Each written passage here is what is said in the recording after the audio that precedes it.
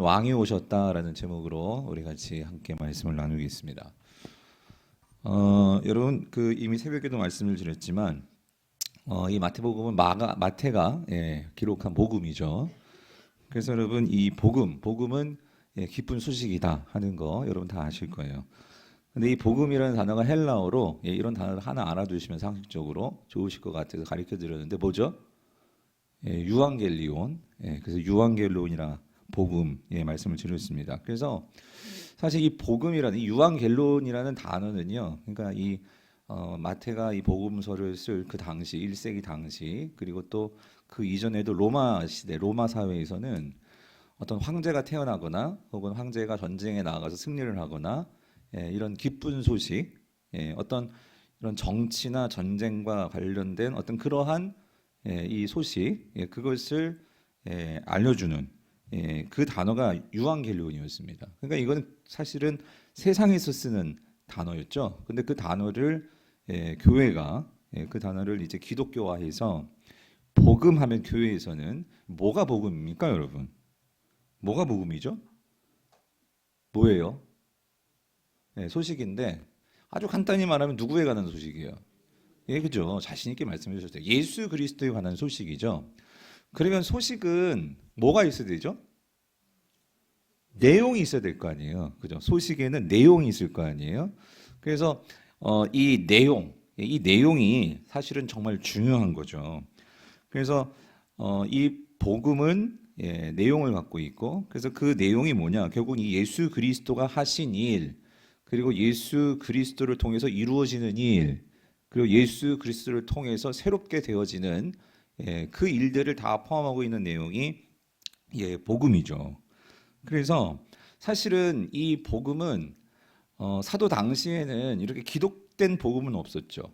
그러니까 무슨 말이냐면 여러분 우리가 가지고 있는 지금 신약 성경은 제일 먼저 이 마태복음이 나오고 마가복음이 나오고 누가복음이 나오고 요한복음이 나오지만 사실은 이 복음서는요 거의 1세기 말 지나서 그러니까 훨씬 어쩌면 요한계시록보다도 뒤에 그러니까 서신서들 훨씬 뒤에 나오게 되는 것이 복음서예요.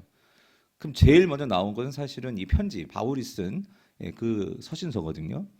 그러면 그 서신서에 보면은 그러니까 바울이 쓴 그런 서신서 보면은 복음의 내용이 나옵니다. 그래서 복음의 내용이 나오는데 그러니까 사실 이 복음이라는 것은 사실 그 기독교 교회 초기 교회들 안에서는 이렇게 구전이 되었죠.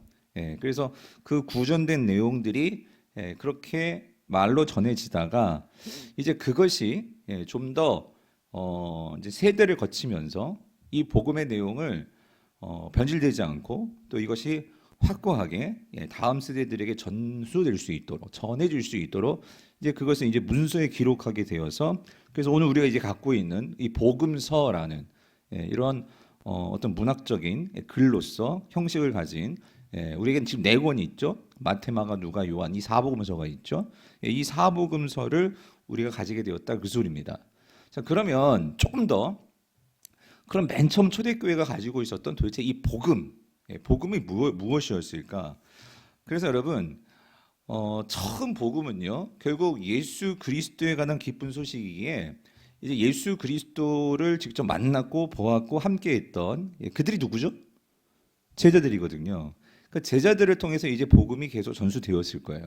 그랬을 때 제일 우리에게 전해지는 복음의 원시 복음이랄까요? 그러니까 이 초대교회에서 가졌던 아주 처음 그들이 기쁜 소식으로 전했던 이 복음이 뭐냐? 여러분 오늘은요 좀 중요한 내용이기도 하고 여러분들이 좀 성경책을 좀 찾는 연습도 필요할 것 같아서 오늘 좀 찾기를 좀 하겠습니다. 그래서 참 감사한 것은 이제 교회가 시작이 되면서 이 교회의 시작은 사도행전 2장의 오순절 성령이 강림하고 나서 그래서 이 오순절에 함께 마가의 다락방에 모여서 예수님이 주신 말씀 너희들이 예루살렘 떠나지 말고 기도해라. 그럼 하늘로부터 약속된 이 하나님의 능력 성령이 주어질 거야. 그렇게 그 약속 하나님의 말씀 예수님의 말씀대로 그들이 모여서 기도했을 때 하늘로부터 성령이 임했죠. 그래서 그 성도들이 성령을 받고 이제 예루살렘에서 그들이 신앙을 고백하고 그리고 이 복음이 그때부터 나오기 시작을 했는데 그때 이제 사도 베드로가 처음으로 초대교회가 시작이 되면서 교회의 사도로서 그 설교한 내용이 우리 성경책에 기록이 되어 있어요. 너무 감사한 거죠. 첫 번째 그 설교의 내용을 알 수 있으니까. 그게 어디 나와 있냐면 그게 사도행전 2장이란 말이에요. 근데 그 2장에서 사도 베드로가 선포하는 그 내용이 사실 복음인데 그 복음의 가장 핵심이 뭐냐? 자, 여러분 사도행전 2장 36절입니다. 여러분 사도행전 2장 36절 같이 한번 읽어볼게요. 찾아서 읽어보겠습니다. 사도행전 2장 36절 찾으셨어요? 여러분 이게 복음입니다. 이게 복음의 핵심입니다. 뭘까요? 2장 36절 같이 읽어보죠. 시작. 그런즉 이스라엘 온 집은 확실히 알지니. 그러니까 여러분 복음을요 확실히 아셔야 돼요. 그래서 지금 베드로가 이걸 말하는 거예요. 너희들이 이 복음을 확실히 알아야 된다. 그럼 그 복음이 뭐냐? 이거라는 거예요. 너희가 뭐예요? 십자가에 못 박은 이 예수를 하나님이 자 어떻게 하셨어요? 주와 그리스도가 되게 하셨느니라. 여러분 이게 복음입니다. 십자가에 달려 죽으시고 그리고 그 주님이 다시 살아나셨는데 그 예수 그리스도가 누구냐면 하나님이 자 뭐와 주와 그리스도가 되게 하셨다. 그죠? 여러분 이게 복음이에요. 이게 선포. 이 선포를 하는 거예요. 이게 복음인 거죠. 그러면 여러분 여기서 제가 이번 돌아온 주일부터 사도신경을 이제 강해 설교를 하려고 해요. 근데 여러분 우리가 기독교 전통에서요 가장 뭐라고 할까요? 그 좀 위험한 적이라고 할까요? 그러니까 이거는 천주교도 마찬가지예요. 그러니까 기독교 역사에서요 참 많은 성도들이 놓치고 그리고 우리가 자칫 잘못하면 이게 우리가 복음을 알지만 복음이 능력이라고 사도 바울은 분명히 로마서에서 말하고 있지만 이게 왜 능력이 되지 않고 어떤 형식주의로 갈까? 그게 왜 그러냐면 여러분 이렇습니다. 오늘날 우리 개신교 성도들도 마찬가지예요. 성경을 읽고 우리가 많이 얘기는 하는데 우리가 그거를 의미를 모르고 그냥 말로만 우리가 그냥 중얼중얼거리면 그 마치 주문처럼 되어버리는 거예요. 여러분 그 대표적인 게 주기도문이고요. 그리고 하나가 사도신경입니다. 그래서 사실 그동안 제가 주기도문 강해를 끝냈기 때문에 저희가 새벽기도마다 그래서 새벽기도 때 주기도문을 하는 거예요, 여러분. 주기도문을 왜 하냐면 여러분 그래서 또 다 까먹으셨을 것 같아요. 까먹으시면 안 되는데 주기도문을 외울 때마다 그 의미를 하나씩 생각하면서 우리가 주기도문을 하셔야지만 그게 주문이 안 되는 거예요. 제가 우리 교회에서 지난주 우리가 그러니까 신입 서리 집사, 신입 무임 권사 교육을 했는데 어떤 그 이제 외부 교회에 있다 우리 교회 오신 어떤 권사님 그 질문을 하시더라고요. 목사님 왜 우리 교회는 사도신경을 안 해요 예배 시간에? 네, 여러분 진짜 그랬죠. 근데 저희 교회는 성찬식이 있거나 세례식이 있거나 특별한 어떤 예식이 있을 때 그때 특별히 성찬식 전에 우리의 신앙을 고백합니다. 사도신경을 고백합니다. 근데 여러분 한국 교회 안에서 사도신경을 또 계속 하다 보니까 성도들이 이 사도신경의 내용을 알고 그걸 고백을 해야 되는데 그냥 이거를 그냥 그냥 이렇게 그냥 지나가듯이 그렇게 우리가 고백을 하는 경우가 참 많더라 그 소리예요. 그러면 여러분 이것도 마찬가지예요. 지금 복음이 기쁜 소식이잖아요. 이걸 선포를 했어요. 지금 사도 베드로가 뭐라고 선포했냐면 하나님이 예수 그리스도를 뭐와 뭐가 되게 하셨다고요? 주와 그리스도가 되게 하셨다. 이게 지금 복음의 핵심이거든요. 그럼 여러분 제가 한번 이렇게 여쭤볼게요. 예수님이 주님이십니다. 아멘이십니까? 그럼 그 주님의 의미가 뭐예요? 주님의 의미가 뭐예요? 두 번째, 예수는 그리스도십니다라고 우리가 고백을 했어요. 그러면 그리스도시다라고 고백을 할 때의 그 그리스도의 의미는 뭐죠? 자, 그러니까 이거예요. 그러니까 이게 복음의 핵심이거든요. 그러니까 우리가 마태복음 16장 16절을 볼게요. 지금 베드로가 지금 이 복음을 고백한 거, 복음을 선포한 거는요, 그냥 나온 게 아니고요. 사실 그가 예수 그리스도를 따라다니면서 그리고 예수 그리스도를 직접 보고 말씀을 듣고 그가 경험하면서 그가 이런 신앙 고백을 했어요. 무슨 신앙 고백이죠? 마태복음 우리 16장 16절을 한번 찾아보세요. 자, 거기 고백을 했죠. 자, 같이 한번 읽어볼게요. 같이 보겠습니다. 시작. 시몬 베드로가 대답하여 이르되 주는 뭐예요? 그리스도시요 살아계신 하나님의 뭐예요? 아들이시다라고 고백을 했어요. 그죠? 베드로가 예수님을 뭐라고 고백해요? 주님이라고 고백을 합니다. 그죠? 이 주님, 주는요 퀴리오스예요. 퀴리오스 헬라어로. 그리고 크리스토스, 그리스도십니다라고 고백해요. 여기 한 가지 더 들어와 있어요. 뭐가 들어와 있냐면 하나님의 뭐예요? 아들이십니다라고 고백을 했어요. 그러면 여러분 예수님을 하나님의 아들이라고 고백하는 경우는요 무슨 의미일까요? 하나님이 진짜 아들을 하나님이 여자도 아니고 엄마도 아니고 아들을 낳았어요? 하나님의 아들이라고 말할 때 그 의미는 뭡니까? 네, 제가 여러분들께 이걸 말씀을 여러분 이런 거예요. 우리가 교회는 열심히 다녔고 성경도 많이 읽었지만 여러분 하나님의 아들인가 보구나 이렇게 생각을 했잖아요. 여러분이 이런 질문을 하실 수 있어야 돼요. 다 아는 것 같지만 정말 이게 어떤 의미인지를 질문을 하고 우리가 제대로 믿을 때 거기에서 우리의 신앙의 믿음이 능력을 발휘하게 되는 거예요. 그런데 우리가 복음 하지만 복음이 뭔지 그 내용을 모르고 그냥 우리가 믿으면 자칫 잘못하면 그래서 여러분 이런 겁니다. 간단히 말해서 오늘 이 마태복음은요 결국은 이렇게 말할 수 있어요. 지금 베드로가 처음 사도행전에서 이제 교회가 처음 시작이 되면서 복음이 뭔지를 선포를 했거든요. 그런데 그 복음을 선포했는데 아마 그 초대교회 성도들은 이러한 베드로의 설교들을 통해서 주가 무슨 의미인지 그리스도가 무슨 의미인지 하나님의 아들이 무슨 의미인지를 알았던 것 같아요.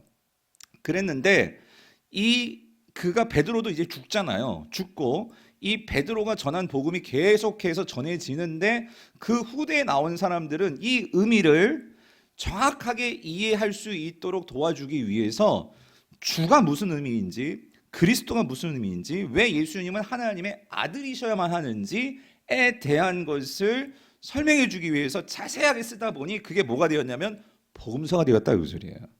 네, 무슨 말인지 이해되세요? 네.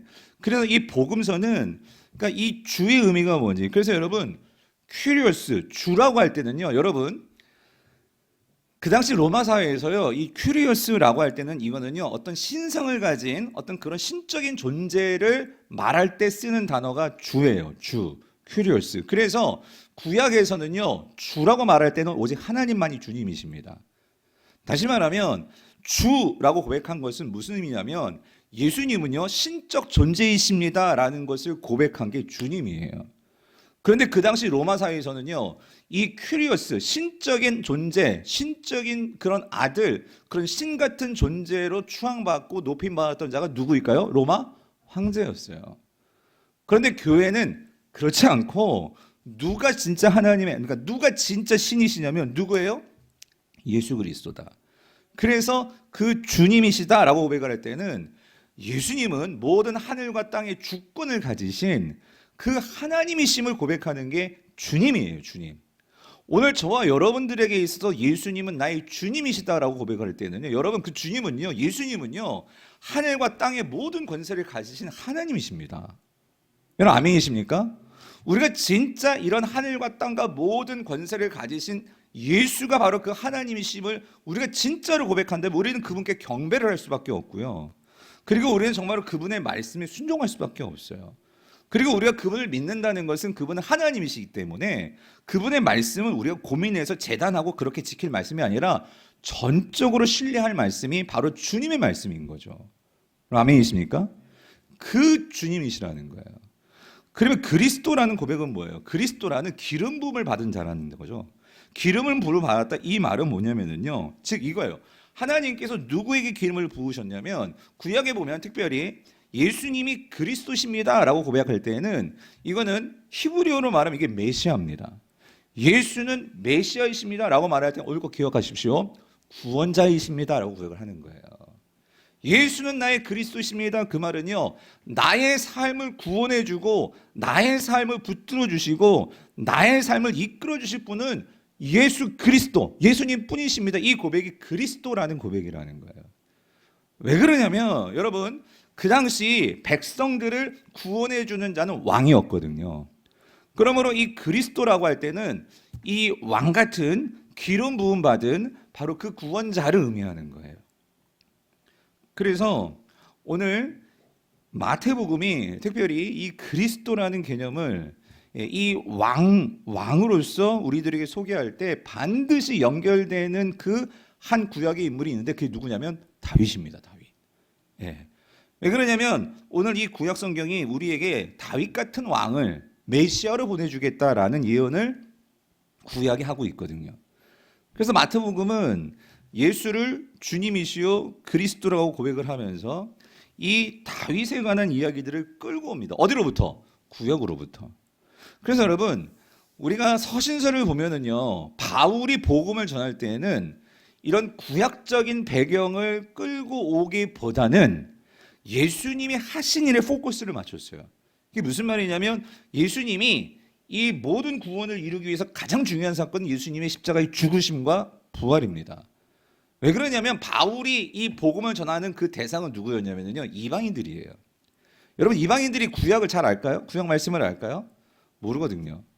그렇기 때문에 바울은요 이 하나님의 나라라는 그러니까 하나님의 다스림과 통치와 하나님께서 나라를 만드시고 또 하나님의 왕을 보내시고 하는 그런 개념을 바울은 잘 쓰지는 않아요. 바울은 오히려 예수님이 우리의 죄를 위해서 십자가에서 죽으시고 부활하신 이 부분을 강조를 하죠.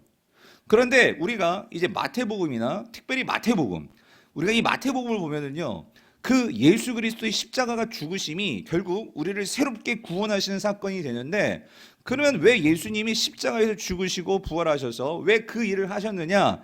이 일은요 사실 구약에서부터 하나님께서 이거를 이루시기 위해서 예수를 보내시고 그 예수를 통해서 우리를 구원하시는 거예요. 그게 뭐냐면 하나님의 나라란 말이에요. 하나님의 나라. 그러므로 이 마태가 이 복음을 선포하고 복음을 가르쳐 줄 때에는 많은 구약적인 언약과 구약적인 그 말씀을 끌고 와가지고 이 예수 그리스도를 소개한다 그 소리예요. 그래서 오늘 여러분들이 이제 이 마태복음을 볼 때는요 그런 관점을 보시면 이 복음의 이 영역이 확장이 되는 것을 여러분 경험할 수 있을 것이에요. 오늘 내가 그걸 좀 보여드리려고 오늘 말씀을 준비했습니다. 자, 그래서 여러분 중요한 건 이거예요. 왜 복음서를 기록해왔을까? 우리의 마태, 마가, 누가, 요한이라는 이런 사복음서가 있는 것일까? 그것은요, 이 복음서를 읽는 그 대상들에게 이 복음서의 저자들이 그들의 상황과 그들의 관점 속에서 예수가 누구신지를 소개를 하는데, 그래서 복음서는요 중요한 건 이거예요. 그러니까 예수님이 누구시냐? 이 복음을 설명을 하는데 이 복음을 설명함에 있어서 그러한 이 각 네 권의 저자들 마태, 마가, 누가, 요한이 이 예수 그리스도를 소개하는 어떤 관점들이 조금씩 달라요. 그게 무슨 말이냐면 이거를 신학적인 관점이라고 하는데 이 복음을 듣는 사람들의 상황과 그리고 그 복음이 필요한 사람들에게 접근함에 있어서 그들이 잘 그것을 이해할 수 있도록 필요한 부분에서 예수 그리스도를 기술해주고 설명을 해줘요. 그런 점에서 마태복음은 이것은 유대인들, 즉 유대교에서 이제 그리스도교로 이제 개종한 그러니까 유대인 성도들, 유대인 그리스도인들을 상대로 이 복음서를 써줬어요. 그러다 보니까 유대인들에게 중요한 것은요, 그들이 가장 초두의 관심사는 누구냐면요, 하나님이 보내시는 다윗 같은 왕, 그 메시아가 누구냐는 거예요.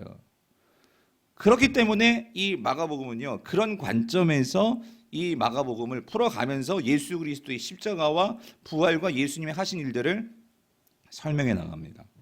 자, 그래서 여러분 이렇게 정리할 수 있을 것 같아요. 여러분 마태복음의 기록의 목적은요 이거예요. 예수 그리스도는요 바로 구약의 약속의 성취라는 거예요. 성취. 그 구약이 예언하신 이 메시아 예수 그리스도 바로 그분이시다 하는 것을 마태는요 이것을 분명하게 우리에게 보여주고 있다는 거예요. 그런데 여러분 이거예요. 마태가 분명하게 그리고 있는 예수 그리스도의 모습은 뭐냐면 이거예요. 하나님께서 종말에 보내시는 다윗과 같은 왕이라는 거예요. 다윗과 같은 왕. 그런데 그 다윗과 같은 왕이 뭐 하느냐? 그 다윗과 같은 왕은요 이스라엘을 건져낼 뿐만 아니라 인도해 줄 바로 구약이 예언한 바로 그 목자라는 거예요. 목자. 예수 그리스도는 목자와 같은 바로 그 메시아라는 거예요. 그래서 여러분 우리가요 왜 예수님을 이렇게 그림도 보면 목자로 이렇게 그림 많이 그리고 하잖아요. 그 의미가 있는 거예요. 그냥 뭐 유대의 뭐 양치는 사람들이 많고 그게 아니라 구약이 오실 예수 그리스도를 그렇게 그려놨거든요. 대표적인 것이 여러분 이겁니다. 여러분 에스겔을 찾아보세요. 에스겔 여러분 34장을 찾아보세요.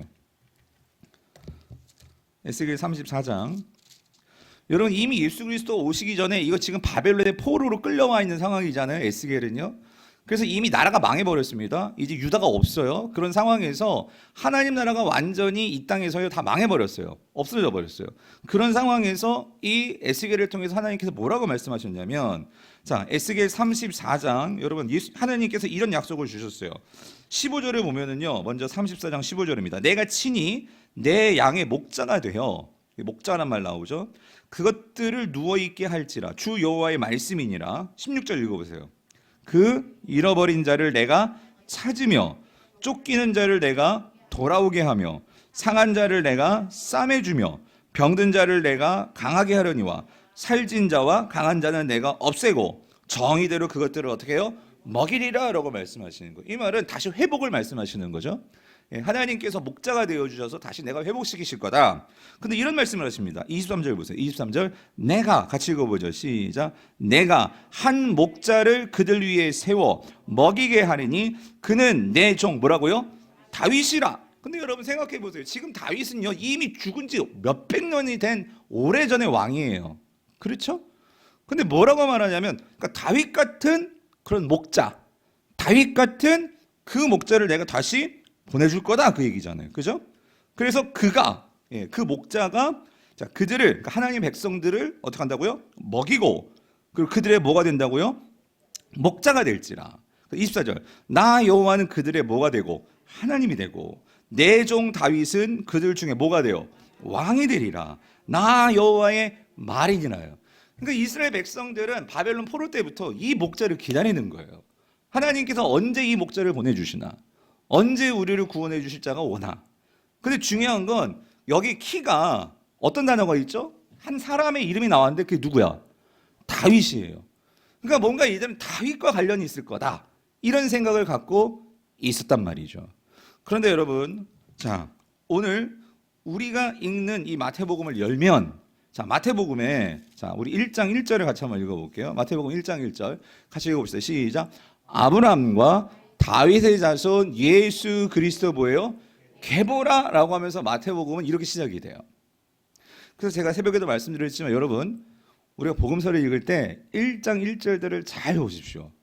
그러면 이 복음서가 어떤 방식으로 지금 이야기를 하겠구나, 지금 이 복음서는 어떤 포인트를 가고 복음을 전해주는 거구나, 우리가 그걸 알 수 있는데, 특별히 마가복음 같은 경우에는 거기에 하나님의 아들이라는 복음의 시작이다라고 그렇게 나오거든요. 그러니까 마가복음은 하나님의 아들을 강조하면서 시작이 되는데, 그것도 여러분 하나님의 아들이라고 할 때는요 뭘 의미하냐면, 예수님은요 그러니까 하나님과 정말 아들이 어떤 의미예요? 유대인들, 그러니까 그 이스라엘 배경 속에서 아들은요 아버지의 모든 것을 다 누릴 수 있는 상속권을 가진 자예요. 그죠? 그러니까 예수님이 하나님의 아들이라고 할 때는 결국 하나님의 모든 것을 가지고 이 땅에서 하나님을 대신한다. 그러니까 하나님의 모든 것들을 드러내는 그런 분이신 것을 강조하는 거죠. 그리고 아들이라고 할 때에는 그런 하나님과 정말 가까운, 여러분 아들만큼 하나님과 아들만큼 아버지와 가까운 사람이 어디 있겠어요? 그런 분이 누구세요? 그런 분이 예수님이시라는 거예요. 근데 마가복음의 핵심은 그런 분이 그런 대단한 위치와 대단한 그런 모든 권세를 가지신 분이 뭐가 되셨냐? 마가복음은 이걸 강조해요. 그 예수가 종이 되셨다. 여러분, 마가복음은 그거를 우리에게 강조하면서 이 복음을 우리에게 설명한다면, 오히려 마태복음은 우리에게 뭘 강조하냐면 예수 그리스도는 왕 같은, 즉 다윗과 같은 뭐예요? 왕이시다. 이거를 오히려 강조를 합니다. 왜? 지금 이 유대인들은 누구를 기다리고 있어요? 왕 같은 메시아를 기다리고 있거든요. 그래서 여러분 오늘 본문, 자 여기서 아브라함과 다윗의 자손 예수 그리스도의 계보라라고 그럴 때, 여러분 여기서 이 족보, 그래서 여러분 이 마태복음은요 족보를 가지고 예수님의 오심을 우리에게 소개해 주는데, 여기서 특별히 마태가 지금 주목하고 있는 것은 아브라함과 다윗이죠. 그랬을 때 여기서 왜 족보를 여러분 이렇습니다. 지금 마태복음에 이 나와 있는 족보는 여러분 예수님의 모든 그런 조상들을 다 기록한 게 아니에요. 이거는 마태가 의도를 가지고 선별해서 구성한 족보입니다. 즉 지금 마태가 예수님의 그러한 족보 속에서 누구에게 지금 초점을 맞췄냐면 아브라함과 다윗이에요. 근데 왜 그러냐면 이 아브라함과 다윗이 중요한 예수님과의 그 관계에 있어서 중요한 하나님이 보내시는 메시아의 관계에서 중요한 것은 언약이죠. 언약. 그래서 여러분 아브라함에게 있어서 하나님께서 이런 언약을 맺으셨어요. 창세기 12장 1.3절을 보면 우리 3절에 같이 한번 읽어볼게요. 시작. 너를 축복하는 자에게는 내가 복을 내리고 너를 저주하는 자에게는 내가 저주하리니 여기요 땅의 모든 족속이 너로 말미암아 복을 얻을 것이라 라는 아주 의미심장한 말씀을 하셨습니다. 여기서 땅의 모든 족속이 그랬어요. 아브라함은 처음에 이게 무슨 말인지 이해를 못했을 것 같아요. 여러분 그렇지 않아요? 아니 어떻게 땅의 모든 족속이 나를 통해서 복을 받습니까? 그렇죠? 사실 여러분 우리 신앙생활이 그래요. 여러분 우리는요 하나님의 그 생각을 다 이해할 것 같죠? 못하죠? 그렇죠? 그렇지만 여러분 그래 신앙은 그래요. 우리가 잘 모르지만 하나님과의 그런 관계를 맺어가면서 점점 우리의 신앙이 성장해 가는 거죠. 그렇죠? 아브라함도 처음에는 이 말이 무슨 말인지 몰랐단 말이에요. 그런데 여러분 이 아브라함이 이 말씀이 그러니까 땅의 모든 족속이 너로 말미암아 복을 얻게 될 거야. 이거를 분명하게 이제 깨달을 수 있도록 하나님께서 아브라함을 끌고 가시면서 결정적으로 어디에 가서 이 말씀을 분명하게 깨달을 수 있도록 설명해 주시자면 창세기 22장입니다. 여러분이 잘 아시지만 창세기 22장은 어떤 사건이에요? 그러니까 하나님께서 드디어 아들을 주셨죠. 그렇죠? 아들을 얻기까지 얼마나 우여곡절이 많았습니까? 그렇죠? 하나님을 의심하기도 했고 그래서 자기 생각대로 이스마엘을 낳기도 했고 그러니까 결국 하나님 방식이 아니라 세상 방식을 쫓다가 그 가정이 완전히 파탄날 그런 위기까지 가고 그러면서 이제 드디어 약속의 아들 이삭이 나왔단 말이에요. 근데 그 이삭을 또 하나님이 뭐하라고 그래? 바치래. 제물로 바치라는 거예요. 근데 그런 상황 속에서 아브라함이 거기에서 하나님의 이제는 어떻게 해요? 예전에는 그럴 때 막 잔머리 굴리고 하나님 의심하고 세상 방법 쫓았는데 22장에서만큼은 어떻게 했어요? 아브라함이 이제 신앙이 성장한 거예요. 그래서 하나님이 말씀하신 대로, 그렇죠? 하나님은 모든 천지와 만물을 주관하시며 생명을 주관하시는 분이시잖아요. 아멘이십니까? 그랬을 때 그 말씀대로 순종한 거예요. 순종했을 때 하나님께서 뭐라고 말씀하셨냐면 17절, 18절, 22장 같이 한번 읽어볼게요. 시작. 내가 네게 큰 복을 주고 네 씨가 크게 번성하여 하늘의 별과 같고 그 바다의 모래와 같게 하리니 내 씨가 그 대적의 성문을 차지하리라라는 말씀하십니다. 여기서 하나님께서 아까는 너로 말미암아 그랬는데 이게 무슨 의미인지 정확하게 명확하게 설명 안 했는데 22장에 와서는 분명히 말씀하십니다. 네 씨가 그렇죠? 그러니까 너를 통해서 나오는 자손이 있단 말이에요. 근데 여기서 중요한 건 이거예요. 자손은 자손인데 어떤 자손이냐면 여기서 내 씨라고 했을 때 바로 그 자손입니다. 정해져 있는 자손이 있어요. 그 자손이 여기서 중요한 거. 대적의 성문을 차지한다라고 했어요. 이 대적이 누구일까요?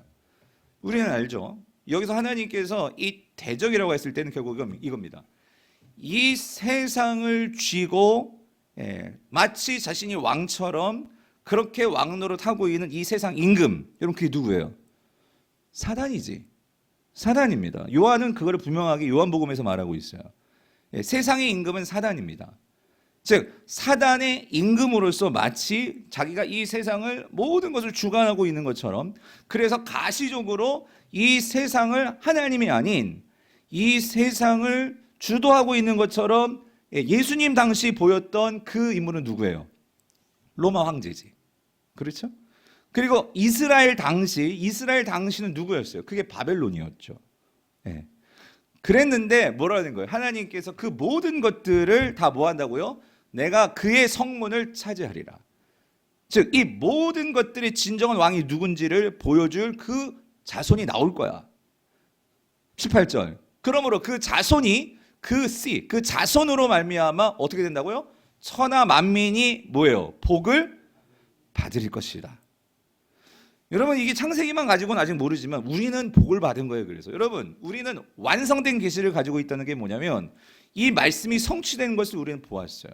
그래서 우리는 알고 있죠. 여러분 아브라함을 통해서 나온 그 후손, 그 자손, 여러분 그 자손 가운데 인간의 몸을 입고 오셔서 그 사단의 문을 격파하시고 우리에게 구원을 주시고 우리에게 새로운 나라의 여러분들을 백성 삼으셔가지고 그 하늘과 땅의 복을 누릴 수 있는 하나님의 자녀가 되는 이 복을 가져다 주신 분이 누구십니까? 누구세요? 예수 그리스도시잖아요. 아멘이십니까? 그게 오늘 창세기에서 아브라함, 예수 그리스도가 바로 이 아브라함의 언약을 약속하신 분이시다라는 것을 마태는 지금 우리에게 말해주고 있는 거죠. 뿐만 아니라 한 가지 더. 그 다음에 나오는 게 이 다윗이란 말이에요. 그 다음에 다윗을 말하고 있습니다. 다윗의 자손이다. 근데 여러분 다윗과 관련해서 중요한 것은 여러분 다윗이 하나님과 언약을 맺었는데 사무엘하 7장 12절이에요. 같이 한번 읽어볼게요. 시작. 네 수완이 차서 네 조상들과 함께 누울 때에 내가 내 몸에서 날 뭐예요? 여기 씨 나오죠. 여기서도 씨를 네 씨를 내 뒤에 세워서 자 누구의 나라를? 그의 나라를 자 어떻게 하겠다고요? 견고하게 하리라. 여러분 여기서 내 씨 그리고 그의 나라. 여러분 이게 하나님께서 뭘 염두에 두고 지금 다윗에게 말씀하신 걸까요? 여러분 여기서요 사실 다윗이 왕조로서 이어온 이스라엘은 망했습니다. 그죠? 이스라엘은 바벨론에 망해버렸어요. 유다는 망해버렸어요. 그렇죠? 그런데 하나님 뭐라고 말씀하시냐면 그의 나라가 견고할 거다.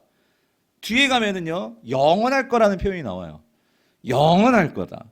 그러면 여기서 말하는 나라는 결국 이스라엘을 말하는 게 아니라 결국 그 하나님께서 이 다윗을 통해서 나올 그 자손을 통해서 세워지는 나라인데 여러분 이 영원하게 하나님께서 세우시는 그 나라, 그 자손 여러분 그분은 누구일까요? 여러분 그분이 누구시죠?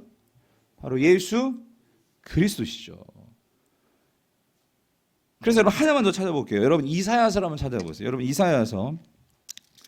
이사야서를 보시면 자 먼저 52장을 보세요. 이사야 52장. 여러분 이사야 52장 7절을 같이 한번 읽어보세요. 7절을 보면 하나님께서 이사야를 통해서 이런 약속을 주셨어요. 뭐라고 말씀하셨냐면 이사야 52장 7절에 보면 이렇게 나오죠. 좋은 소식을 전하며. 여러분 이 좋은 소식이 기쁜 소식입니다. 이 기쁜 소식이 뭐라고요? 복음이죠. 복음이에요. 복음을 전하며 평화를 공포하며. 그래서 여기 또 나오죠. 복된 좋은 소식. 여기 분명히 나오죠. 이게 복음이죠. 복된 좋은 소식을 가져오며 그래서 뭐예요? 뭘 공포해? 구원을 공포하며. 그래서 시온을 향하여 시온은 하나님 나라 하나님 백성을 말해요. 하나님 나라를 향하여서 이르기를 내 하나님이 뭐한다? 통치하신다. 여러분 이게 하나님의 나라죠. 하나님의 나라 예수님께서 이 땅에 하나님 나라 복음을 선포하시면서 예수님이 이 땅에 오셔서 예수님의 삶으로 보여주시는 것은 뭐냐면요 하나님의 다스림이 오늘 예수님을 통해서 드러나는 거예요. 그래서 여러분 오늘 예수님께서 이 땅에 오셔서 하셨던 많은 사역 가운데 분명하게 하나님 나라가 임했음을 보여주는 사역이 뭐냐면 그게 치유 사역입니다. 결국 모든 사람들이 병에 걸려 있고 귀신의 사료에 잡혀 있다는 것은 개인적으로 삶에 평화가 없는 거예요. 고통 가운데 있는 거죠. 어려움 가운데 있는 거예요. 근데 예수님께서 오셔서 그 치유를 통해서 삶이 망가지고 평화가 없어요. 여러분 아파 보세요. 삶이 얼마나 고단합니까? 그런데 그런 자들에게 평화를 보여주셨어요. 그렇죠? 그걸 통해서 뭘 보여주시냐면 하나님의 통치가 이제 임했다는 거예요. 하나님의 통치가 임하고 있다는 거죠. 그래서 그것을 보여주신 분이 예수님이시죠. 그래서 여러분 이 좋은 소식을 자 넘어가 보세요. 넘어가 보시면 55장에 보시면 자 3절에 보면 이렇게 나와요. 55장 3절에 너희는 귀를 기울이고 내게로 나와 들으라. 복음을 들으라 그 소리예요. 이 복음이 뭐냐면 자 그리하면 너의 뭐가 살아요? 영원히 살리라. 여러분 결국 예수님께서 이 땅에 오셔서 하신 게 뭐냐면 우리의 영혼을 살리신 거죠. 영혼을 살렸다는 건 뭐냐면 하나님과 우리와의 관계의 삶이 완전히 새롭게 변화되는 거예요. 요한복음은 이것을 영생이라고 말을 하죠. 하나님과 우리와의 관계가 결국은 사단이 결국 우리에게 있어서 이 거짓된 이 세상의 왕으로서 우리를 사로잡고 결국 오늘 우리가 하나님 없이 우리가 이 인생을 살아갈 수 있다고 생각하는 것 자체가 죄입니다. 여러분, 성경이 말하는 죄의 핵심은 뭐냐면 하나님과 상관없이 나는 괜찮아. 그러니까 내가 내 힘으로 살 수 있어. 그래서 사단이 가장 많이 하나님을 저버리도록 우리를 어떻게 유혹하냐면, 우리가, 여러분 이겁니다. 하나님을 사랑해야 되는데 하나님을 사랑하지 않고 우리가 이거를 사랑하게 돼요. 여러분, 하나님 사랑의 반대가 뭔지 아십니까? 그게 바로 우상숭배라 그러세요. 우상숭배. 예. 우리가 하나님 없이 이것만 있으면 인생을 행복하게 살 수 있는 것처럼, 그게 뭐 아파트가 됐든지 집이 됐든지 돈이 됐든지. 근데 여러분, 이 세상에 가장 많은 사람들에게 있어서 우상은 돈입니다. 예, 오늘날 많은 사람들에게 있어서 하나님 없이 그러니까 돈만 있으면 살 수 있는 것처럼 생각하게 만드는 거죠. 예, 이게 우상숭배인데, 그 우상숭배가 결국 우리의 영혼을 죽게 만드는 거예요. 하나님과의 관계를 끊어놓는 거죠. 끊어놨죠. 하나님 없이도 살 수 있다는 생각을 만드는 게, 그게 죄란 말이죠. 그런데 예수님께서 이 땅에 오셔서 다시 오늘 우리로 하여금 하나님과 언약을 맺게 해주신 거예요. 이게 새 언약이죠. 그래서 그거를 이 이사야는 뭐라고 말하냐면, 너희를 위하여 어떤 언약을 맺는다고요? 영원한 언약을 맺게 한다. 예. 영원한 언약을 맺으리니, 여기 또 나오죠. 곧 누구에게? 다윗에게 허락한 확실한 은혜니라. 이게 뭐냐면 아까 우리가 봤던 다윗 언약이죠. 네 씨를 통해서 그의 나라를 견고하게 하겠다. 그러면 여러분, 우리가 이 말씀을 보면은요, 여러분, 내가 하나님 나라 백성이 됐다는 게 얼마나 큰 은혜인지 여러분 아십니까? 예? 내가 더 이상 이 사단에 속해서 살아가는 자가 아니라 이 하나님과 맺은 새 언약 백성이 되어서, 이 이사야를 통해서 하나님께서 전해주신 이 약속이 예수 그리스도를 통해서 성취되었는데, 그 예수 그리스도가 이 모든 우리를 사로잡고 있던 이 모든 죄의 사슬과 이 죄의 그 고리를 다 끊어버리셔서, 이제는 우리로 하여금 다시 정신을 차리고 하나님을 바라보고 하나님께 예배하고, 우리가 하나님의 이름을 부르며 기도하고 하나님의 정말 이름을 부르며 찬양하면서, 우리가 이 땅에서부터 그 하나님 나라의 백성으로서 우리가 정신을 차리고, 이 세상의 우상이 아니라, 여러분 이스라엘 백성들이요, 지금 이사야가 이 말씀을 선포하는 이유가 뭐냐면, 지금 이스라엘이 뭐에 빠져버렸어요? 우상숭배에 빠져버렸어요. 우상숭배에 빠져가지고, 여러분 이겁니다. 우상숭배가 딴 게 아니에요. 하나님도 섬기면서도요, 그들의 삶은, 형식은 예배 가운데 나와요. 형식은 하나님 이름 불러요. 그런데 그의 삶의 중심에 뭐가 있냐면 우상이 있는 거예요. 여러분, 오늘 우리 성도도 정신을 차려야 되는 게 뭐냐면, 우리가 하나님 앞에서 성도라고 우리가 부름 받았지만, 여러분 그걸 점검해 보셔야 된다, 그 소리예요. 내 삶의 중심에 나를 움직이는 것은 우상인가 하나님인가? 내 삶에서 정말 하나님 앞에서 내가 정말로 죄인인 것을 깨달아야지만 우리는 하나님을 찾습니다. 내가 얼마나 하나님 없이는 내가 살 수 없는 죄인 중에 죄인이요. 그러니까 사도 바울이 하나님을 위해서 인생을 전폭적으로 드릴 수 있는 것은, 그는 이 고백을 하기 때문에, 나는 죄인 중에 뭐라고요? 괴수요, 여러분. 네. 하나님이 붙들어주지 않으면 나는요, 다시 옛날의 모습으로 돌아갈 수밖에 없는 그런 존재인 것을 아는 거예요. 그러니까 바울은 주님께 납작 엎드려가지고 그 하나님을 항상 생각하고 그 주님의 일에 아예 정말 그 모든 결혼도 포기하고 주님께 매달리는 거죠. 예. 그 정도는 아닐지라도, 그렇다고 여러분 다 결혼하지 말고 다 수녀되고 사시무새라는 소리가 아니고, 오늘 나의 삶에 정말 그 주님이 나를 붙들어 주시지 아니하시면 나는 또다시 옛날의 모습으로 돌아갈 수밖에 없는 그런 자인 것을 깨달아서 항상 날마다 주님 앞에 나와 은혜를 구하고, 그리고 그 하나님의 이 명령과 같은 말씀을 통해서 사도들이 우리에게 그러므로 예수 그리스도의 복음을 준 것은, 그렇기 때문에 우리가 은혜를 받을 수 있는 그 원천과 은혜를 받을 수 있는 그 근원은 우리가 누구를 따라가야지만 되기 때문에, 예수 그리스도를 따라가야지만 되기 때문에, 그러므로 잊지 말라고 우리에게 이 복음서를 적어준 거거든요. 그러므로 넘어가서 하나 볼게요. 자, 4절 보세요. 보라, 내가 그를 만민에게 증인으로 세우고, 그러니까 하나님 말씀하시는 것, 예수 그리스도를 만민에게 증인으로 세웠고 만민의 인도자와, 여기 죽였죠. 뭐로 삼았으니? 밑줄, 명령자입니다.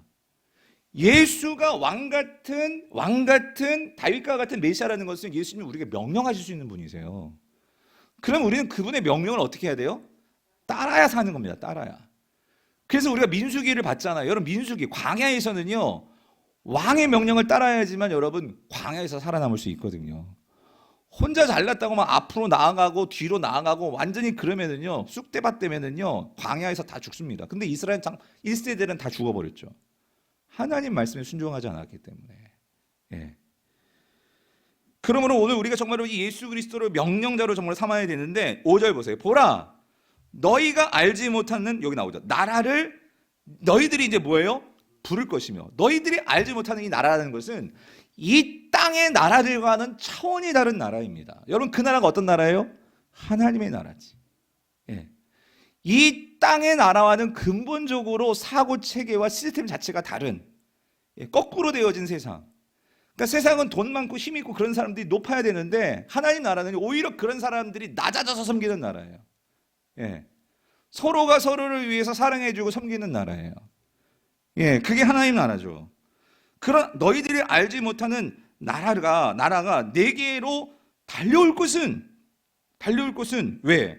여호와 내 하나님 곧 이스라엘 거룩하신 누구로 말미암아? 그분으로 말미암아. 예?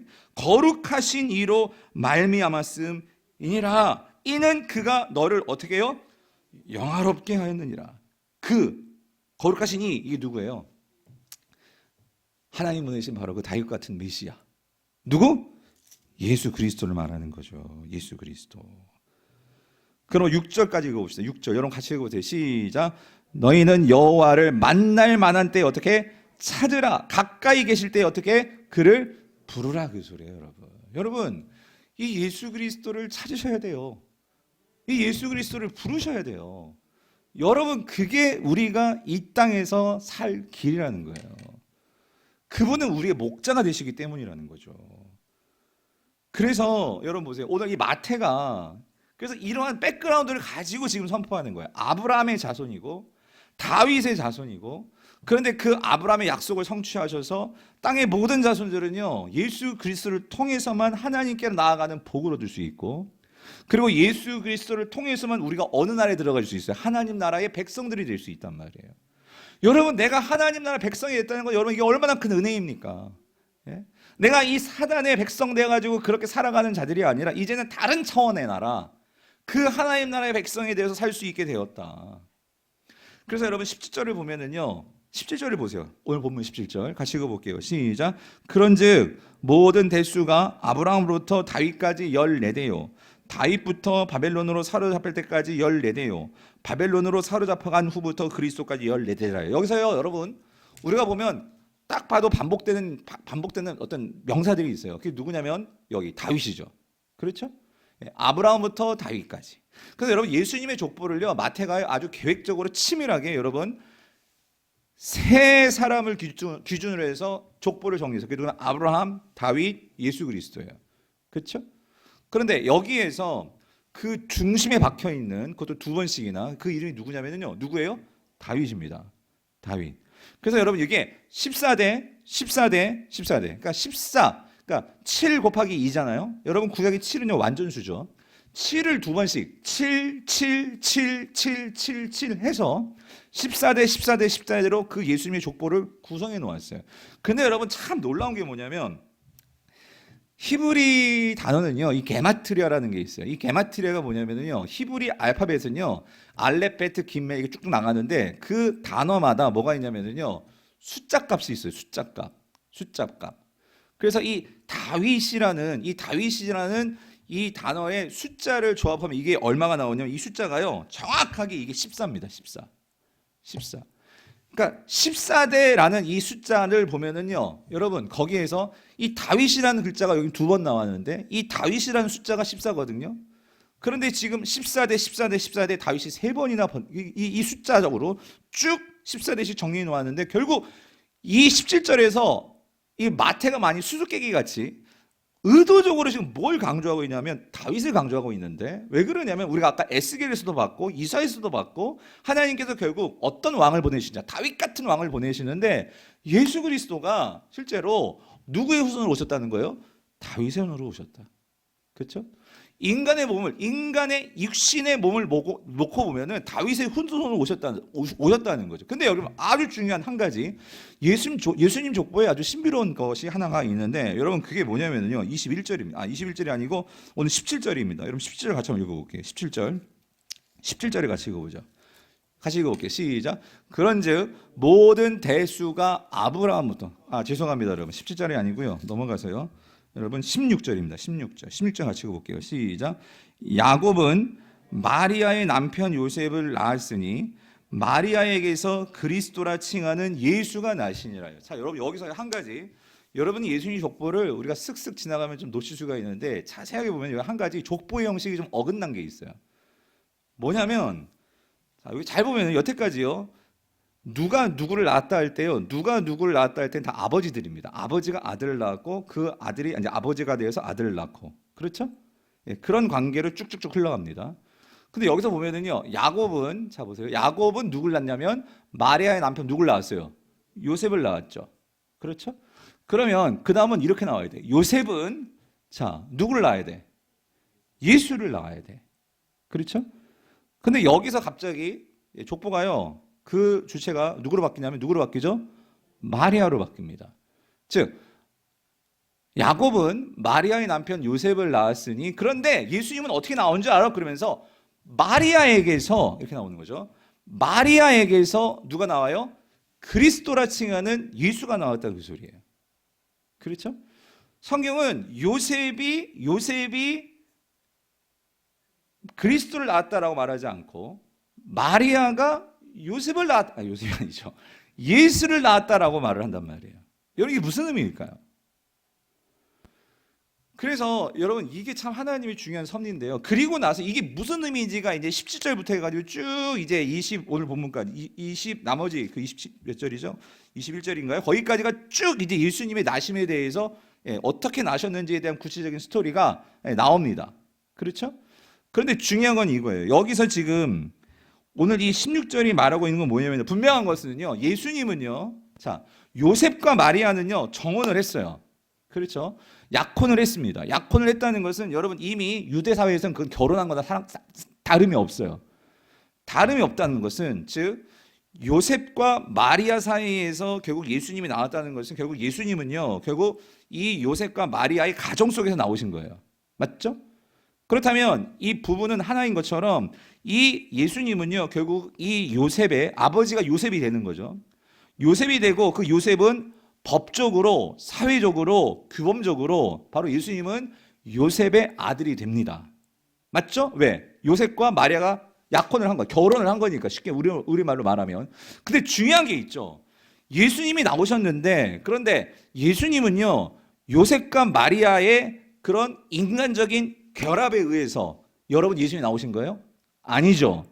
그럼 예수님은 어떻게 나오셨어요? 요셉과 마리아는 어떤 성적인 그런 연합이나 결합이 없었어요. 그렇죠. 그런데 예수님은 마리아를 통해서 나오셨단 말이에요. 근데 마리아는 어떻게 잉태된 거예요? 그래서 뭐로 잉태됐다고 말하죠? 성령으로. 그렇죠. 성령으로 잉태되었다는 거예요. 그래서 여러분 여기서 중요한 개념이 뭐가 나오냐면요, 그렇기 때문에 예수님은 성령으로 잉태된 자기 때문에, 여러분 그래서 예수님을 하나님의 아들이라고 하는 거예요. 하나님의 아들. 법적으로, 사회적으로, 문화적으로는 요셉의 아들이 될 수 있겠지만, 여러분 오늘 이 예수님은요, 그러므로 혈통적으로 보면, 그래서 예수님은 다윗의 후손이라고 분명히 말할 수 있지만, 더 중요한 것은 그럼에도 불구하고 예수님은요, 누구의 아들이 되셔야 돼? 하나님의 아들이다. 그죠? 왜 그러냐면 여러분 이게요, 여러분 시편을 보세요. 시편 2편을 보세요. 시편 2편을 보면, 여러분 시편 2편을 보세요. 자, 2편을 보시면 이게 메시아 시편인데, 메시아의 오심을 예언한 시편이 시편 2편입니다. 그런데 여기 이런 말씀이 나와요. 2장 2절을 보면 이렇게 나오죠. 시편 2편 2절이에요. 우리 같이 한번 읽어볼게요. 시작. 세상의 군왕들이 나서며 관원들이 서로 꾀하여 여호와와, 여기 밑줄 그어야 돼. 그의 누구? 기름 부음 받은 자를 대적하며 그랬죠. 이 기름 부음 받은 자가 히브리어로 이게 메시아입니다. 메시아. 그러니까 여기서 이 기름 부음 받은 자 메시아를 대적한단 말이에요. 여기서 이 세상의 군환들이 된 것은 아까도 말씀드렸지만 이 세상의 대적들입니다. 즉 왕이 아닌데 자신들이 왕처럼 이 세상을 군림하면서 하나님의 백성들을 유혹하고 자신의 노예로 삼고 하는 그런 자들, 즉 사단의 이 실체를 이렇게 표현하는 거예요. 세상의 군왕들. 그렇죠? 그 세상의 군왕들이 예수 그리스도를 시험을 하죠. 사단이 예수님을 시험을 하죠. 그래서 우리가 복음서를 보면 예수님께서 마태복음 4장 같은 데 보면은 시험을 받으십니다. 광야에서. 근데 예수님께서 그 시험을 어떻게 하시죠? 이기시죠. 아담은 사단의 시험에 넘어졌어요. 그런데 둘째 아담인 예수님은 그 사단의 시험을 어떻게 하셨어요? 이기셨어요. 어떻게? 하나님 말씀에 온전히 뭐 하심으로? 순종하심으로. 그렇죠. 그런데 자 보십시오. 6절을 보세요. 내가 나의 왕을, 그럼 여기서 중요한 건 이거예요. 나도 하나님 왕인데, 근데 하나님이 나의 왕이라고 말하는 왕이 있어요. 이 왕이 누굴까요? 이게 메시아란 말이죠. 메시아. 나의 왕을 거룩한 산 어디에서? 시온산에서 세웠다라고 말씀하십니다. 그렇죠? 하나님 말씀하시죠? 그런데 7절을 읽어보세요. 7절 때문에 제가 여기까지 온 거예요. 7절 시작. 내가 여호와의 명령을 전하노라. 여호와께서 내게 이르시되 너는 뭐예요? 내 아들이라. 오늘 내가 너를 어떻게 해요? 낳았도다요. 그러니까 여러분, 저는 이거를 보면서 막 전율을 느끼는데, 여러분 이거예요. 예수님이 구약의 예언대로 말씀대로 오려면 두 가지를 충족해야 돼요. 뭐냐면 다윗의 후손이면서, 그렇죠? 또 한 가지는 하나님의 아들이 돼야 돼. 그런데 여러분, 하나님의 아들이 되려면은요, 이건 인간적으로 오시는 그러한 다윗의 혈통의 어떤 그런 왕이 아니죠. 그런데도 다윗의 자손을 만족하면서 하나님의 아들이 되셔야 되는 이거를 만족해야지만 그가 진짜 메시아라는 거예요. 이해되시죠? 그런데 보니까 예수님이 어떻게 오셨어요? 요셉과 마리아라는 결혼한, 그러니까 요셉은 다윗의 후손이 맞아요. 그렇죠? 그 다윗의 후손에 예수님은요, 법적으로, 그 어떤 면에서는 그 문화적으로, 여러분, 그래서 이 부분이 참 이게 미스테리이긴 한데요. 마리아가 유다의 자손이라고 말하는 학자들도 있습니다. 여러분, 무슨 말이냐면 다윗은요, 유다 지파의 혈통을 가지고 있는 게 다윗이잖아요. 그렇죠? 그러면 요셉은 분명히 뭐예요? 유다 지파의 다윗의 후손입니다. 맞죠?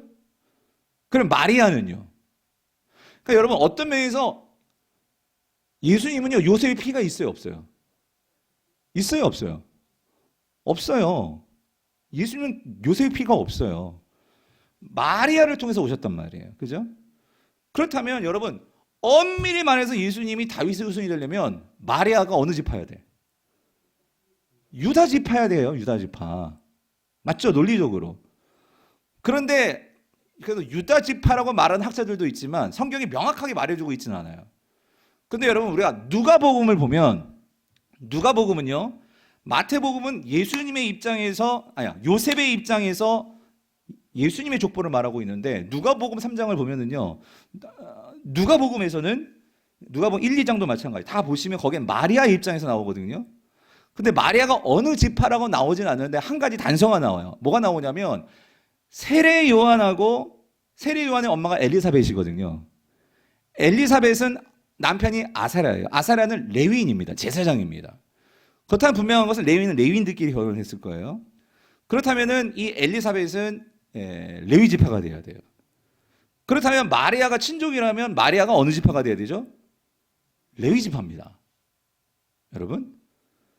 근데 그렇게 말하는 학자들도 있고, 그 당시 예수님 당시에는 그렇게 율법을 철저하게 안 지켰을 수도 있다 해서 어쩌면 엘리사벳도 유다 지파일 수도 있다라고 해서 마리아도 유다 지파일 것이다, 이렇게 말하는 사람도 있어요. 근데 여러분, 그게 중요한 게 아니라 핵심은 이겁니다. 예수님은 어쨌든 다윗의 후손으로 오셔야 되고, 그런데 예수님은요, 인간의 그런 결합에 의해서 나왔다면 이것은 하나님의 아들이 될 수 없는 거예요. 무슨 말인지 이해되세요? 예수님은 누구를 통해서 이 땅에 오셨어요? 성령으로 잉태되신 거예요. 요셉의 어떤 생물학적인 그런 관계를 통해서가 아니라 하나님의 전적인 그런 섭리 속에서 오셨단 말이에요. 믿으십니까? 저는 이걸 믿습니다. 그렇기 때문에 예수님은 우리의 구원자가 되고 이 구약을 이루시는 바로 그 메시아가 될 수 있는 거죠. 저는 이거 볼 때마다 막 전율이 느껴지는 거예요. 여러분들 제가 오늘 최선을 다해 설명을 해봤는데 오늘 우리에게 그런 예수 그리스도께서 이 구약을 성취하시면서 오늘 저와 여러분들에게 이 하나님 나라의 백성을 만드시고자 하나님은 이 구약의 말씀을 신실하게 지키셔서 오늘 저와 여러분들에게 메시아 예수 그리스도를 보내셨다 그 소리입니다.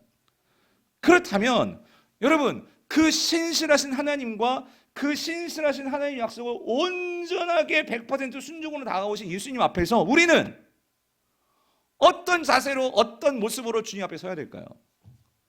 오늘 우리는 이 예수 그리스도의 그분의 말씀과 하나님의 이 말씀 앞에서 우리는 어떻게 우리의 삶을 살아가야 될까요?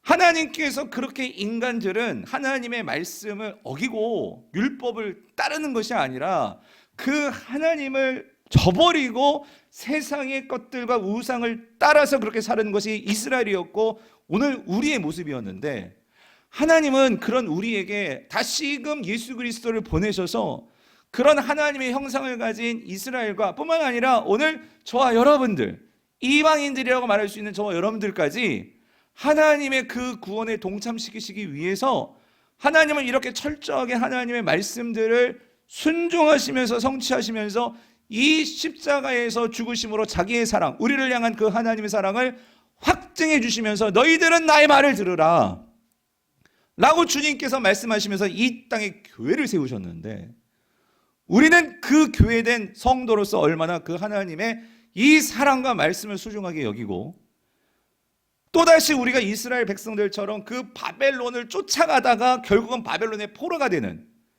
이러한 비참한 삶이 아니라 오늘 우리의 왕 되신 그 하나님 나라의 백성들로서 하나님의 말씀을 순종하면서 우리는 얼마나 그 삶을 자랑스러워하며 기뻐하며 우리가 살고 있냐 말이죠. 사랑하는 성도님들, 이 시간 권면합니다. 오늘 새해에 무엇보다도 오늘 정말 우리가 이 마태복음에 앞서서 여러분 왜 민수기 10장까지 묵상을 했을까요? 하나님은 그 이스라엘 백성들 아무것도 모르고 그 이스라엘 백성들 애굽에서 사로잡혀가지고 종살이하던 그들을 건져내셔가지고 그 하나님 나라 백성 만드시기 위해서 그 시내산에서 1년 동안 말씀을 주시고 성막을 이렇게 만들어라, 제사는 이렇게 드리는 것이야, 그리고 너희들은 광야에서 살려면 내가 말하는 대로 법궤를 앞에 두고 성막을 중심에 두고 그렇게 살아야 돼, 너희들이 그렇게 살래? 예, 살겠습니다 하면서 그들이 떠났던 것이 광야 생활이었습니다. 그런데 여러분들이 나중에 보시겠지만 우리가 10장 그 마지막 절까지 봤지만 11장 1절에 들어오면서 제가 그때 새벽에도 말씀드렸지만 이스라엘 백성들이 10장까지는 그렇게 순종하는 모습을 살았는데 11장 1절을 시작하면서 그들이 뭘 터뜨려야 하나님께 대해요? 뭐예요? 원망이더라는 거예요. 원망. 왜? 광야에 들어와 보니까 아무것도 없어요.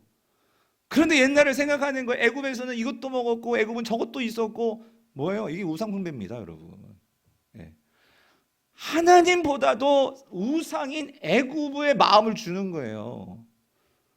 오늘 우리가 이 땅을 살아가면서 예수님을 쫓아가는데 여러분 신앙생활이 그렇게 쉽습니까? 여러분 예수 믿는다고 모든 병이 다 떨어지고 막 대학에 붙고 취업 다 하고 내 자녀들이 잘 되고 막 여러분 그렇습니까? 성경은 너희들이 환난을 당하나라고 분명히 말을 해요. 우리가 말씀을 따라가는 삶은요, 여러분 속지 마세요. 정말 복음이 뭡니까? 복음은 내가 하나님의 다스림을 받음으로 어떤 상황이든지 그 상황 속에서 하나님께서 우리에게 왕 같은 그 예수 그리스도를 보내주셨고 다윗 같은 우리 가장 선한 목자를 보내주셨기 때문에 내가 보이는 눈의 환경이 지금 완전히 광야고 완전히 절벽이고 완전히 죽을 고생이고 그런 상황이라 할지라도 그 상황 속에서 나에게 누가 있어요? 나에게 선한 목자가 계시고 그러므로 내가 사망의 음침한 골짜기를 다닐지라도 해를 두려워하지 않을 것은 주께서 나를 지키심이라. 그 말씀을 가지고 살아가는 것이 신앙입니다. 예수 믿으면 막 일확천금이 떨어지고 예수 믿으면 막 그냥 병이 다 떠나가고 귀신이 다 떠나가고 여러분 그렇죠. 물론 그렇습니다. 근데 다 그러냐고요. 진짜 하나님께서 그 기적과 이적을 통해서 우리에게 분명히 보여주시려 하는 것은 여러분 이겁니다. 성경에 이적만 있지 않습니다. 이적도 있지만 더 중요한 것은 그런 모든 것들을 주관하시는 하나님의 말씀 앞에서 내가 온전히 순종하면서 그 말씀을 따라 온전히 살아갈 수 있는 그 신앙이 진짜 신앙이라는 거예요. 바라기는 우리 사랑하는 모든 성도님들이 오늘 이 마태가 여러분 마태복음이 우리에게 정말로 말해준 건 이거예요. 하나님의 말씀은 신실하시다. 그리고 하나님은 그 약속을 성취하셨다. 너희들을 위해서 하나님께서 그 망가졌던 그 이스라엘을 새롭게 보수하셔서 새 이스라엘인 교회를 세우셨다. 그러면 너희들이 다시는 실패하지 말고 이 교회의 영광을 가지고 그래서 여러분 마태복음 맨 끝이 뭐예요? 너희들이 이제는 그 교회가 세상 모든 민족에 가서 제자를 삼아서 아버지와 아들과 성령의 이름으로 삼위일체 하나님의 그 이름으로 세례를 주고 그 예수님께서 우리에게 분부하셨던 그 뭐예요? 말씀 그대로 여러분 무슨 기적을 행하라 그러지 않았어요. 마태복음 말씀 그대로 그것을 가르쳐 가지고 뭐하게 하라고요? 지키게 하라. 그럴 때 내가 세상 끝날까지 내가 너희와 어떻게 주겠다고요? 함께 할 것이다. 올해 그 사명 감당하자는 게 이 표예요. 그 풍성한 삶은 여러분 주님과의 이 말씀 안에서 우리가 누리는 순종을 통해서 누리는 그 풍성한 은혜를 우리가 정말로 알고 그래서 그것을 전수하고 그것을 정말로 이 땅에서 정말 나눠줄 수 있는 그런 삶을 사시는 우리 저와 우리 모든 성도님 될 수 있기를 여러분 축원합니다. 그 왕을 사랑하시고 따라가신 저 여러분 되시기를 간절히 바랍니다.